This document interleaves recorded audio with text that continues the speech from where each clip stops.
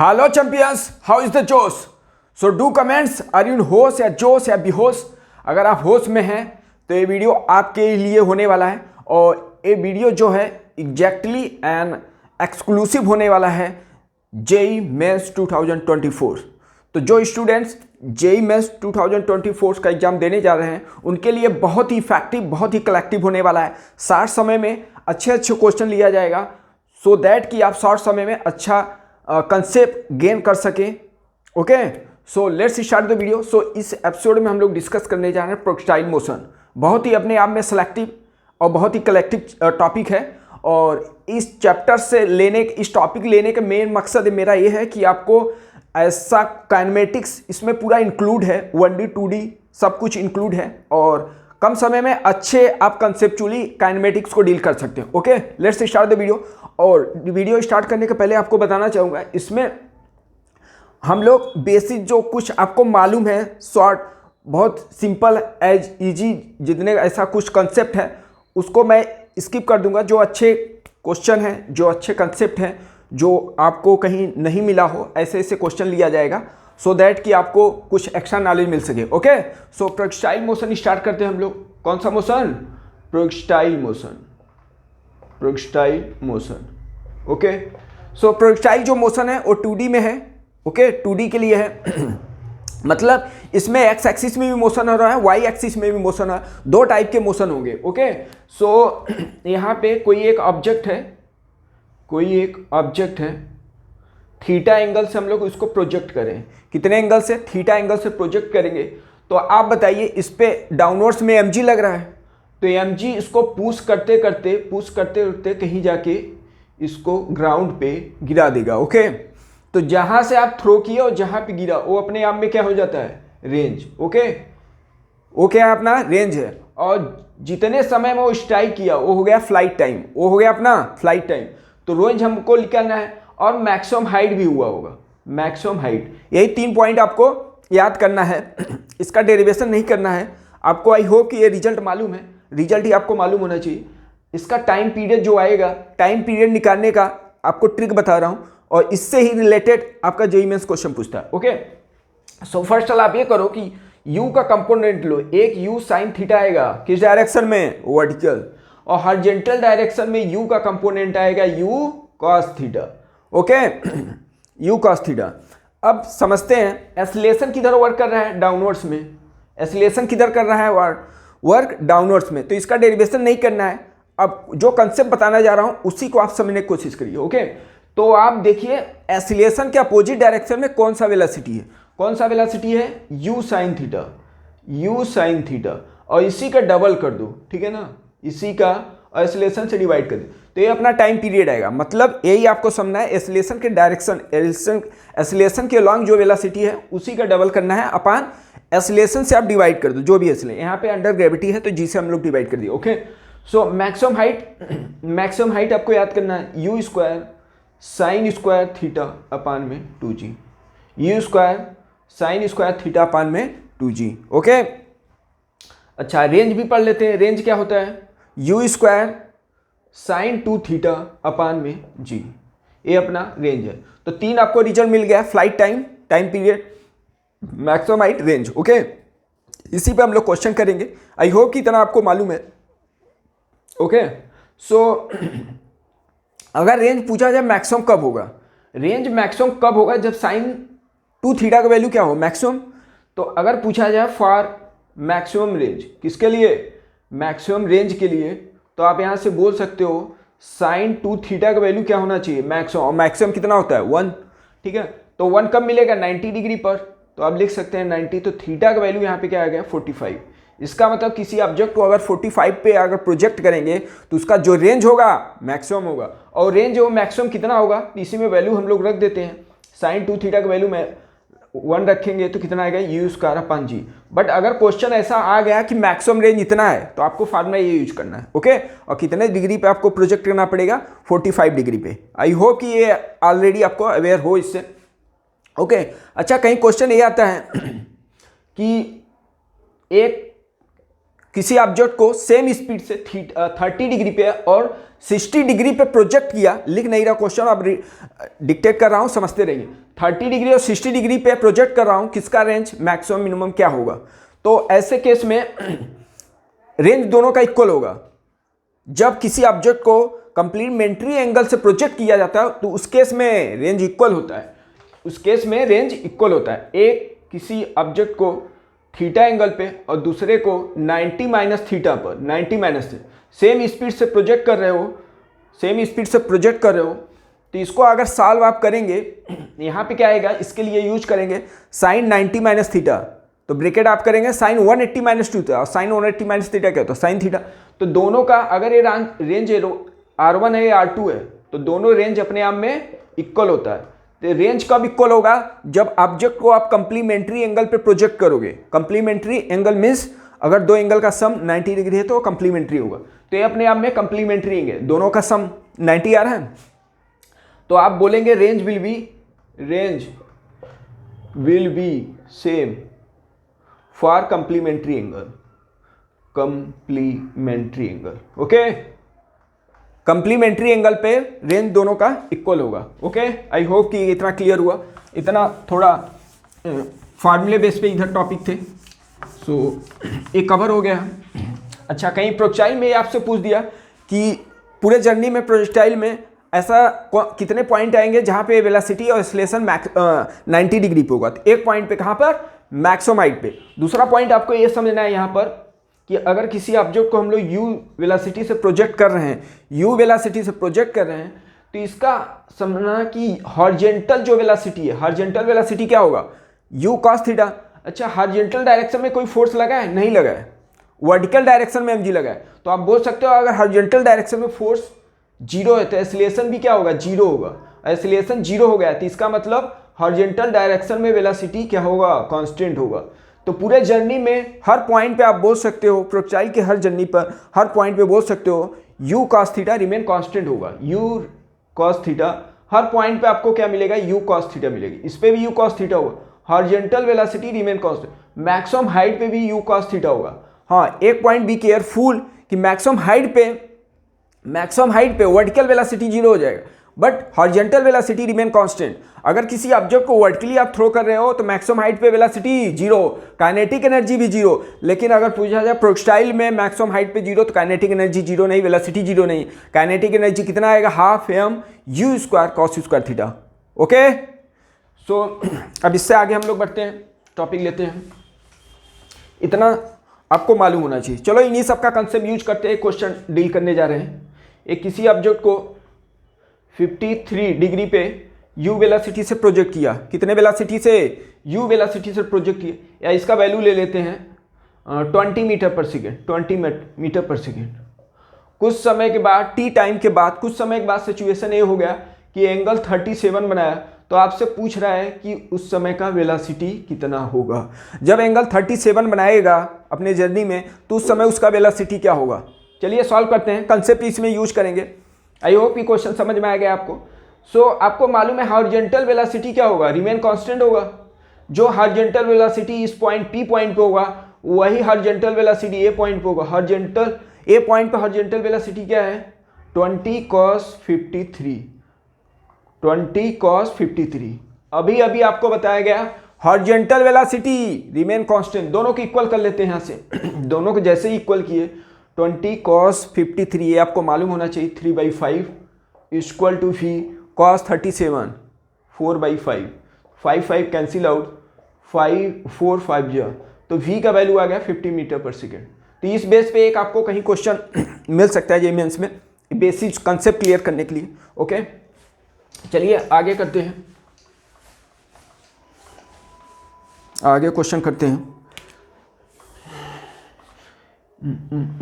एक ऑब्जेक्ट को, क्वेश्चन पहले लिख ले रहा हूं, for equal range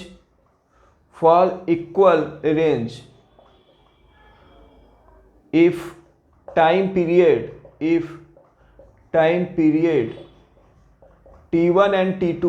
T1 and T2, okay, T1 and T2, then आपसे फाइंड,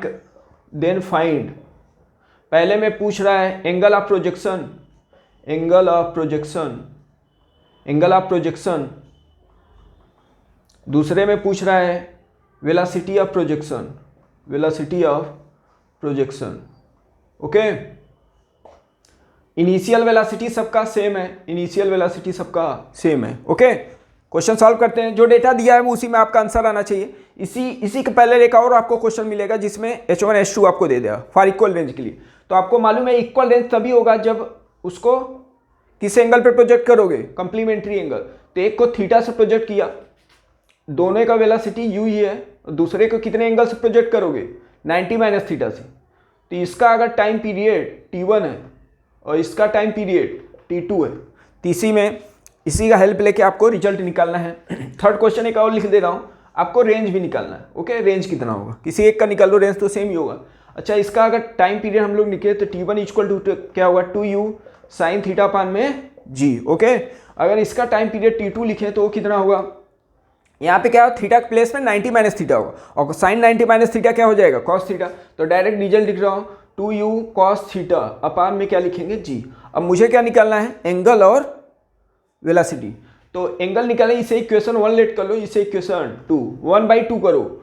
1/2 जैसे ही किए, 1/2 जैसे ही किए, कांस्टेंट सब कैंसिल आउट हो गया, तो T1 अपान T2 मिलेगा और आपको राइट हैंड साइड में क्या लिखेगा, sine theta upon cos theta, वो हो गया टेन थीटा। तो यहाँ से एंगल ऑफ प्रोजेक्शन आपका निकल गया। तो थीटा इक्वल टू क्या लिख सकते हैं आप, टेन इनवर्स T1 अपान में T2। अब कहीं ऐसा आपको क्वेश्चन मिल रहा है तो एग्जाम में अगर एग्जाम हॉल में बैठे हैं तो इतना तामझाम नहीं करना है, डायरेक्ट रिजल्ट वैल्यू रखो। बिकॉज एग्जाम के ड्यूरेशन में आपको ए मालूम होना चाहिए। एग्जाम के ड्यूरेशन में ए मैटर करता है कि आप क्वेश्चन को कितने समय में देखकर कितने समय में उसको अटेम्प्ट कर लिए। ओके, इसी को बोलते हैं प्रेजेंस ऑफ माइंड। ये कोई नहीं देखता कि क्वेश्चन को कैसे सॉल्व किए। ओके, फाइनली आपको ऑप्शन नहीं टिक करना होता है। तो एंगल ऑफ प्रोजेक्शन आ चुका है, वेलोसिटी निकालना है। तो वेलोसिटी निकालने के लिए एक बहुत जगह यूज करते हैं identity, first identity sine square theta plus cos theta. तो उसी को बनाने की कोशिश करो। मैं क्या किया, 1 का स्क्वायर कर रहा हूँ, 1 का स्क्वायर प्लस 2 का स्क्वायर कर दिया। ओके, और इन्हीं दोनों का ऐड कर दो तो T1 का स्क्वायर प्लस T2 का स्क्वायर हो जाएगा। इधर स्क्वायर करेंगे तो 4u स्क्वायर अपान में जी स्क्वायर हो जाएगा। अंदर मिल जाएगा identity sine square theta plus cos square theta, और ये अपने आप में क्या होता है, 1 होता है। ओके, ये अपने आप में 1 होता है। इसको जब रीअरेंज करेंगे तो u स्क्वायर का वैल्यू क्या आ जाएगा, जी स्क्वायर अपान में 4 और T1 का स्क्वायर प्लस T2 का स्क्वायर। तो यहाँ से u का वैल्यू आ गया g/2 अंडर रूट में T1 का स्क्वायर प्लस T2 का स्क्वायर। ओके, T1 का स्क्वायर प्लस T2 का स्क्वायर। तो ये आपको रिजल्ट मालूम होना चाहिए। इक्वल रेंज के लिए आपको एंगल ऑफ प्रोजेक्शन और एंगल ऑफ वेलोसिटी भी मिल जाएगा, वेलोसिटी भी मिल जाएगा। अब रेंज निकालते हैं। तो रेंज अब कैसे निकलेगा, एक बार समझना ध्यान से। तो रेंज को हम लोग लिख सकते हैं u square sine 2 theta upon g. ये तो फार्मूला था, इसको मैं ब्रेक करना चाह रहा हूँ, इस फॉर्म में लिखना चाह रहा हूँ। ठीक है, तो ब्रेक कर दो इसको, u2 बाहर ले लिया, sine theta into you cos theta upon में इसको जी लिख दिया। ओके, यहाँ से u साइन थीटा का वैल्यू क्या होगा, इसी में पुट कर रहा हूँ मैं, वो रिजल्ट आ चुका है, इसी का वैल्यू इसमें पुट कर। तो u/2/g बाहर ले लिया, u साइन थीटा का वैल्यू कितना आएगा, लिख रहा हूँ, समझना ध्यान से, T1g अपान में आएगा 2, इतना आएगा, इससे मल्टीप्लाई, इससे डिवाइड। ओके, और u cos थीटा का वैल्यू यहाँ से निकालेंगे तो g/T2 अपान में क्या आएगा, 2। इस क्लियर, इस कैंसिल आउट हो रहा है तो कैंसिल आउट करने में पीछे मत हटिए। तो g/2 आ गया T1 एंड T2। ओके, तो रेंज भी हम लोग को मिल गया। आई होप कि क्रिस्टल क्लियर हुआ होगा और इतना टफ भी नहीं था, और सब डेटा दिया है और हम लोग कंसेप्ट यूज करके इस क्वेश्चन को सॉल्व कर लिए। ऐसे सिमिलरली दूसरे क्वेश्चन को आपको मैं देने जा रहा हूँ। क्वेश्चन पूछता है ऐसा, जब टाइम पीरियड न देके इसका क्या हो गया, हाइट, इन दोनों का हाइट मैं दे दिया हूँ H1 और H2, इसको सॉल्व करने का कोशिश करना, बिकॉज इस बेस पे क्वेश्चन जेई पूछता है, इसीलिए क्वेश्चन को मैं डील किया। क्वेश्चन आपका वही रिपीट है, question angle of projection, velocity of projection और रेंज निकालना है, बट क्वेश्चन में दे दिया, इस बार हाइट में दे दिया रिलेशन। ओके, सो एक बार आप ट्राई करना, अगर आपको नहीं आ रहा है तो do comments. Okay, so let's इसके आगे क्वेश्चन करते हैं। एक्चुअली इधर से एयर का फ्लो हो रहा है, एयर का हवा आ रहा है और 2 मीटर पर सेकेंड स्क्वायर से आ रहा है, ओके। और यहाँ इधर से एयर ऐसे आ रहा है, इन सबका एक्सेलरेशन दे दिया। एक बाल को हम लोग 30 डिग्री पर 20 मीटर पर सेकेंड से इसको थ्रो किया हूँ, ओके। सो इसका पूछ रहा है टाइम पीरियड क्या होगा और कितने डिस्टेंस पे ये जाके स्ट्राइक करेगा इस लाइन पर, ओके। कहीं जाके अब एक्सेलरेशन इधर है तो फोर्स लग रहा होगा, नीचे जी भी वर्क कर रहा है तो नीचे भी जाएगा। तो आपसे पूछा है पी क्यू का वैल्यू कितना हुआ, पी क्यू का वैल्यू कितना होगा, और आपसे पूछ रहा है जैसे ही क्यू पॉइंट पे पहुंचेगा तो उसका टाइम पीरियड आपको बताना। चलिए क्वेश्चन को डील करते हैं। तो अभी अभी आपको बताया था, पहले चेक करो मोशन के वेलोसिटी के अपोजिट डायरेक्शन में कौन सा एक्सेलरेशन है, ओके। सो इस वेलोसिटी का इधर वाला कंपोनेंट है 20 sin 30 डिग्री और इसका इधर वाला एक्सेलरेशन तो आपको मालूम है 2 ये हो रहा है, ओके। सो आप बोल सकते हो इस एक्सेलरेशन के अपोजिट ए वाला वेलोसिटी है, तो डायरेक्ट इसका टाइम पीरियड हम लोग लिख सकते हैं, कितना लिख सकते हैं 2, वेलोसिटी के डबल करो 2 × 20 sin 30, ओके। अपान में क्या लिखेंगे 2 कैंसिल आउट, sin 30 की वैल्यू 1/2 तो कितना आ गया 10 सेकेंड, ओके। तो 10 सेकेंड पे क्यू पॉइंट पे पहुंच जाएगा। अब इसका निकालते हैं कितने डिस्टेंस पे पहुंचेगा। तो पी क्यू का वैल्यू मोशन का इक्वेशन आपको यूज करना पड़ेगा। अब देखो इस डायरेक्शन में एक्सेलरेशन है, अभी इस डायरेक्शन में कांस्टेंट स्पीड से नहीं जा रहा है क्योंकि acceleration due to gravity work कर रहा है, ओके। तो इसका मतलब मोशन का इक्वेशन का हेल्प लेना पड़ेगा। पी क्यू निकालना है तो सेकेंड इक्वेशन यूज कर रहा हूँ यू का इधर वाला कंपोनेंट कितना आएगा, यू का इधर वाला कंपोनेंट 20 cos 30, तो लिखते हैं 20 cos 30 और टाइम ऑलरेडी हम लोग को मिल गया 10, डाउनवर्ड्स हो रहा है तो प्लस लिखना है हाफ जी इंटू टी का स्क्वायर मतलब 10 का स्क्वायर, तो 2 5 जब इसको सॉल्व करेंगे तो इसका वैल्यू क्या होगा √3/2, तो ये 10 टाइम्स गया तो 10 × 10 100√3 और इधर कितना हो गया अपना 500, तो इन दोनों को ऐड कर लिए जो आया वो आंसर हो गया, ओके। सो आपको जो कंसेप्ट बताया गया उसी क्वेश्चन पे मैं क्वेश्चन को डील किया। सो आप देखते रहिए, इसीलिए बोला जा रहा है आपको कंसेप्ट क्लियर करते रहिए, ओके। चलिए नेक्स्ट क्वेश्चन हम लोग लेते हैं। क्वेश्चन में नेक्स्ट क्वेश्चन ये पूछा है आपसे, एक ऑब्जेक्ट को थ्रो किया गया यू वेलोसिटी थीटा एंगल पे, तो आपसे पूछ रहा है कितने समय बाद वो एक दूसरे के क्या हो जाए 90 डिग्री, मतलब अभी मैं थ्रो किया और किस समय के बाद हो जाके इनिशियल वेलोसिटी के क्या होगा परपेंडिकुलर। तो आपसे पूछा है time after which ball perpendicular to initial velocity के परपेंडिकुलर कब होगा ये टाइम। तो डायरेक्ट ऐसे क्वेश्चन अगर आ रहा है तो रिजल्ट आपको याद रहेगा तो तुरंत लिख लोगे, आपका समय बच जाएगा, ओके।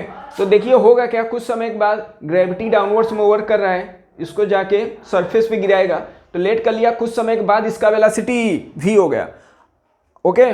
और इनिशियल वेलोसिटी इसका ये है तो टी टाइम के बाद लेट कर लिया, एक दूसरे के क्या हो गया ये परपेंडिकुलर हुआ। यही तो आपसे क्वेश्चन में पूछ रहा है ना। तो अगर दो वेक्टर परपेंडिकुलर है तो आपको एकदम क्रिस्टल क्लियर है कि इसका डॉट प्रोडक्ट 0 होगा, तो डॉट प्रोडक्ट वही हम लोग कर देते हैं इसका 0, तो इन दोनों का वेक्टर निकालना पड़ेगा, ओके। सो यू का इनिशियल वेलोसिटी का वेक्टर फॉर्म बोला जाए तो क्या लिखोगे आप u cos theta i cap और plus u sine theta j cap. ये क्या हो गया इनिशियल वेक्टर हो गया। अब टी समय के बाद वेलोसिटी का वेक्टर फॉर्म निकालो, ये मैं इनिशियल वेक्टर निकाल लिया, टी समय के बाद इसका वेलोसिटी वेक्टर फॉर्म, तो v इक्वल टू मोशन का इक्वेशन यूज कर रहा हूं, डाउनवर्ड्स में तो प्लस लिखना है जी टी, ओके। ऐसे ही होगा। चलो अब इन सबका वेलोसिटी का वेक्टर फॉर्म लिखना है, तो वेलोसिटी का वेक्टर फॉर्म लिखोगे तो क्या आएगा, एक x में आएगा एक y में आएगा, ओके। तो x वाला आप क्या लिखोगे, x वाला तो u cos theta i cap ही होगा, ओके। और अपवर्ड जो जा रहा है j में, जो इसको हटा देते हैं, जो वेलोसिटी हम लोग लिखेंगे वो जनरली क्या होगा x, velocity in x direction में i cap plus velocity y direction में j कैप, यही तो वेक्टर फॉर्म होता है। अब y डायरेक्शन में वेलोसिटी चेंज हो रहा है तो y डायरेक्शन में वेलोसिटी क्या लिखोगे प्लस टी समय के बाद वर्टिकल वेलोसिटी क्या होगा, वाई डायरेक्शन में, तो उसको लिखोगे वाई डायरेक्शन का इनिशियल वेलोसिटी, मोशन का फर्स्ट इक्वेशन यूज कर रहा हूँ, v equal to u minus g t से। तो v के u के प्लेस पे क्या लिखेंगे, u साइन थीटा, u हो गया minus g T. A T समय के बाद कौन सा वेलोसिटी है, वर्टिकल वेलोसिटी। ओके, सो ये वेक्टर फॉर्म बन गया, फाइनल वेलोसिटी इनिशियल, इसी का डॉट प्रोडक्ट जीरो कर देना। तो डॉट प्रोडक्ट हम लोग करेंगे u cos theta i cap, u cos theta i cap और प्लस में u sine theta minus g T और जे कैप।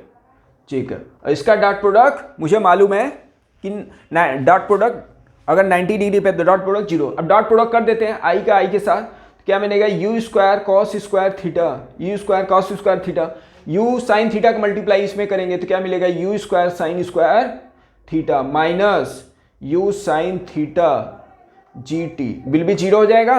ओके, चलो अब डॉट पर, इसमें अगर यू स्क्वायर कॉमन ले लिया तो क्या आइडेंटिटी बन गया, इन साइड में sine square plus cos theta वो 1 हो जाएगा, तो यू स्क्वायर मिला minus u sine theta g t will be zero, u से एक गया तो यहाँ से टी का वैल्यू कितना आ गया, u by g sine theta. अब कहीं क्वेश्चन में ऐसा पूछ रहा है बिकॉज ये कंसेप्ट है, एक पार्ट है, सो क्वेश्चन आपसे पूछ ही सकता है, तो ये आपको रिजल्ट मालूम होना चाहिए सो दैट कि आपका टाइम आपका बच सके। ओके, चलिए आगे नेक्स्ट क्वेश्चन लेते हैं हम लोग, आगे नेक्स्ट क्वेश्चन।